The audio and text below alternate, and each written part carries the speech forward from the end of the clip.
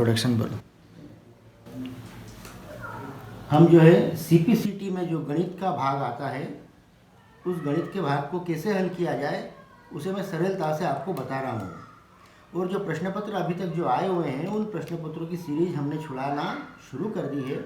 और मुझे विश्वास है कि जो बच्चे इस परीक्षा को दे रहे हैं यदि वो इसे देखेंगे ध्यान से तो आसानी से उन्हें समझ में आ जाएगा और वो अपने उस हिसाब से उस प्रश्नों को आसानी से हल कर सकते हैं।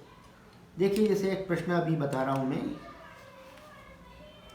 उस विकल्प का चयन करें जो तीसरे पद से उसी प्रकार संबंधित है जिस प्रकार दूसरा पद पहले पद से संबंधित है।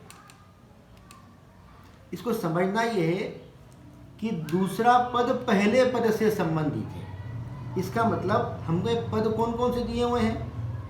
42, 20, 64 और ये अज्ञात पद दिया हुआ है। चौथा पद हमको अज्ञात दिया हुआ है और हमसे पूछा हुआ है कि चौथा पद बताइए।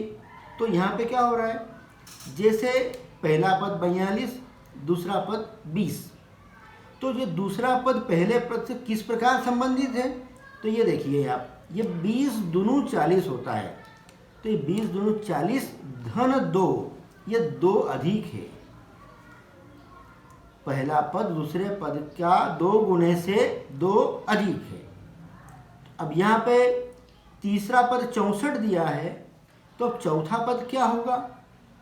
चौथा पद जो है निश्चित रूप से, जैसे यहाँ दूसरा पद छोटा था पहले से, वैसे ही ये भी छोटा होगा और 2 अधिक होना चाहिए। तो निश्चित रूप से ये 31 पद होना चाहिए, तभी तो 31 दूनी 62 और धन 2, ये 2 का अंतर यहाँ आया। ये उसी प्रकार संबंधित हो गया, जैसे वो बोल रहा है उस प्रकार से हमने यहाँ पे संबंध बना दिए। तो इसका मतलब पद क्या है? 31। तो 31 जो है वो हमारा सही जवाब। देखो, आसानी से आपको समझ में आएंगे। हम और भी छुड़ाते रहेंगे, आप देखते रहिए।